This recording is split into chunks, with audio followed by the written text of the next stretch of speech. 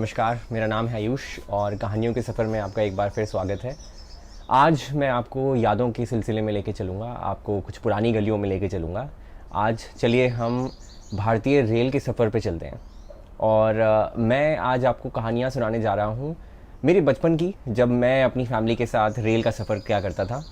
तो मेरा जो बचपन है 90s और 2000s के टाइम का रहा है और मुझे लगता है ये बड़ा ही मज़ेदार समय था, क्योंकि उस समय इंटरनेट नहीं था और मोबाइल नहीं था। तो शायद जादू हमें अपने आसपास ही देखना पड़ता था, अपने गलियों में ही देखना पड़ता था बजाय स्क्रीन्स में। तो ट्रेन का भी मज़ा उसी के कारण दुगना हुआ करता था। और मुझे याद है कि जो जादू था उस पूरी जर्नी का, वो ट्रेन में चढ़ने से पहले ही शुरू हुआ करता था। क्योंकि जब हम स्टेशन पे पहुंचते थे तो पहुंचते ही साथ सबसे पहले कुली को ढूंढो, फिर एक भैया से नेगोशिएट करके पैसे कितना देंगे वो आप फिक्स करने के बाद जब सामान चढ़ाते हो, फिर उसके बाद उनके साथ भागते हुए जाते हो सबसे आगे, ताकि पता चले कि सामान कहाँ जा रहा है हमारा। फिर धीरे से आप पहुंचते हो अपने प्लेटफॉर्म पे, अपने बोगी के जो जगह है उसके सामने जाके खड़े हो जाते हो। और मेरा तो वहाँ पहुँचने के बाद सबसे ज़्यादा मन हुआ करता था कि जाके मैं किताबों की दुकान ढूंढूं, एक बुक शॉप ढूंढूं। और फिर वहाँ जाके मैं अपनी पसंद की किताब लेता था। कुछ मैगज़ीन्स घर वालों के लिए भी लिया करता था उनके कहने पे। और इसी के साथ जर्नी शुरू हुआ करती थी। ट्रेन में बैठने के बाद जनरली हुआ ये करता था कि हम लोग रात वाली ट्रेन लेते थे, तो शाम के करीब 6 या 7 बजे ट्रेन में बैठ जाया करते थे डब्बे में। और उस समय सबसे पहले मैं जाके अपनी जो ट्रेन का जो विंडो सीट है उसमें मैं बैठ जाया करता था। और मुझे बाहर देखना बहुत पसंद था, क्योंकि बाहर आप देखते हो तो आपको कंट्री साइड दिखती है, गांव दिखते हैं, शहर दिखते हैं और लोग अपनी अपनी दुनिया में चलते रहते हैं। लेकिन आप लगता है कि आप उनको बस देख रहे हो और वो अपनी दुनिया में चले जा रहे हैं। तो बड़ा सुकून मिलता था खिड़की के बाहर देखने में। खैर धीरे धीरे ऐसे करते करते रात हो जाती थी। और रात होती थी तो कुछ ही देर में बातचीत करने के बाद बात शुरू हो जाती थी कि भाई खाना लगाते हैं। तो उसका भी एक बड़ा मज़ेदार प्रोसेस हुआ करता था कि पहले तो न्यूज़पेपर निकलेंगे और सब आराम से बाकायदा न्यूज़पेपर बिछाएंगे और फिर उसके बाद डब्बे खुलेंगे। और मुझे याद है हमेशा पूड़ी, आलू की सब्ज़ी और थोड़ा सा अचार, थोड़ा सा नमकीन, ये सबको दिया जाता था और बड़े चाव से सब खाते थे, खिलाते भी थे। जो सेम बोगी में जो बैठे रहते थे आपके साथ, उनको भी खिलाया करते थे, उनके साथ और खाना खाते थे।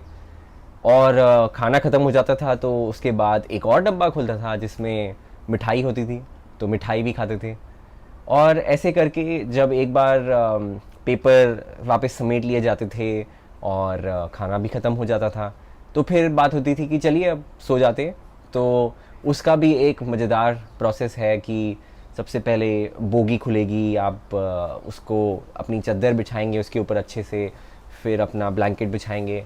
और मेरा तो हमेशा मुझे अच्छा लगता था कि मैं जो सबसे ऊपर वाली बर्थ रहती थी, टॉप बर्थ, उस पर जाके बैठ जाऊं। और एक बार मैं वहाँ चढ़ जाता था तो उसके बाद फिर मैं अपनी किताब लेके, और एक जो छोटा सा बल्ब हुआ करता था उस समय थर्ड एसी में, जिसको आप ऐसे खोल के फ्लैप ओपन करते थे और थोड़ी सी मध्यम सी ऑरेंज कलर की लाइट निकल के आती थी उसमें से। तो उसी लाइट में किताब पढ़ना, उसमें अलग मज़ा होता था कि रात में ट्रेन चल रही है, आप हिल रहे हैं और धीरे से थोड़ी सी मध्यम सी ऑरेंज लाइट आ रही है, आप अपने ब्लैंकेट के अंदर हैं।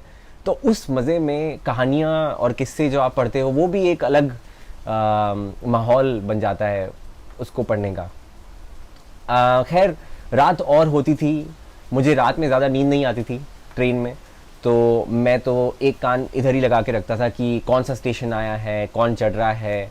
और मुझे बड़ा मज़ा आता था ये सब सुनने में, बस उस पूरे माहौल में रहने में। तो धीरे धीरे रात और होती जाती थी, स्टेशन आगे जाते थे, कहीं ना कहीं जाके थोड़ी देर के लिए तो आँख लगी जाती थी। और सुबह जैसी ही होती थी लेकिन तो एक अलग हलचल मच जाती थी पूरे ट्रेन में, क्योंकि जैसे ही कोई स्टेशन आएगा थोड़ा सा सूरज निकल जाएगा तो चाय चाय वाली आवाज़ आ जाएगी और चाय वाले भैया आएंगे, वो फिर एक छोटी सी जो पेपर की जो ग्लास हुआ करती थी उसमें आपको चाय देंगे। और कई बार अगर आप सुबह सुबह जल्दी पहुंच जाएं तो न्यूज़पेपर भी आपको मिल जाएगा सुबह सुबह। सबसे पहले जो स्पोर्ट्स पेज होता था न्यूज़पेपर का वो ले लेता था, और सुबह सुबह थोड़ी सी चाय और न्यूज़पेपर और स्पोर्ट्स पेज, और इस पे अगर सोने पे सुहागा हो तो एक पार्ले जी का बिस्किट और मिल जाए तो बहुत मज़ा आ जाता था। तो ऐसे सुबह भी शुरू हो जाती थी, और कुछ देर बाद कहीं से एक डब्बा और खुल जाया करता था जिसमें कुछ सैंडविचेस होते थे, कई बार थोड़ी सी भुजिया भी लगाई देते थे उसके बीच में। और उसके बाद जैसे ही थोड़ा सा बाहर दिखने लगता था, मैं तो जाके फिर फटाक से खिड़की के पास बैठ जाया करता था, क्योंकि खिड़की के बाहर देखना मुझे बहुत, जैसा मैंने पहले बताया, बहुत मज़ा आता था। कई बार ऐसा होता था कि बाहर का जो पूरा रास्ता है पहाड़ों के बीच में से जा रहा है, सुरंग आ रही है, कहीं नहर जा रही है, तो मेरे दिमाग में एक अलग ही कहानी चलती रहती थी इसके बारे में कि शायद वहाँ कहीं राजा होगा, शायद वहाँ कुछ और होगा। कई बार मैं ऐसा सोचता था कि एक उड़ती हुई छोटी सी मोटरसाइकिल है जो मेरे साथ ही चल रही है ट्रेन के साथ साथ, और जैसे जैसे पहाड़ आ रहा है वो पहाड़ को लांग लेती है, कहीं कुछ और बिल्डिंग आ रही है तो वो बिल्डिंग के ऊपर से चली जाती है। तो एक बच्चे की जो इमेजिनेशन होती है वो ट्रेन के ऊपर तो और भी ज़्यादा सवार हो जाती है, बड़ा मज़ा आता है। तो पता ही नहीं चलता था कैसे सुबह फिर एक समय आता था कि मुझे बोला जाता था कि चलिए अब आप जूते पहनिए, अपना स्टेशन आने वाला है, अब उतरने का समय हो चुका है। तो थोड़ी देर बाद हम उतर भी जाते थे स्टेशन पे। लेकिन जब मैं इतने सालों बाद इस जर्नी के बारे में सोचता हूँ, इस सफ़र के बारे में सोचता हूँ, तो मुझे ये लगता है कि जो भारतीय रेल में जो मज़ा आता था या आता भी है अभी भी, वो शायद इसलिए भी आता है क्योंकि एक जैसे कहावत है अंग्रेज़ी में, it's not about the destination, it's about the journey. और मुझे लगता है कि कहीं ना कहीं ये जो सेंटेंस है रेल का सफ़र पूरी तरीके से उसको मतलब बखूबी निभाता है उसको, क्योंकि जो मज़ा शायद स्टेशन पहुंचने में आता है उससे कहीं ज़्यादा मज़ा रेल के सफ़र के अंदर ही आ जाता है। ऐसा मेरी यादें हैं, शायद आप लोगों की भी ऐसी ही यादें रही होंगी या अभी भी हैं रेल की यात्रा के साथ। प्लीज़ मुझे कमेंट करके बताइए, मुझे लिख के बताइए कि आपको कैसा लगा ये कहानी, कैसी आपकी यादें हैं, और अगली बार कहानियों के सफ़र में फिर जल्द मिलेंगे।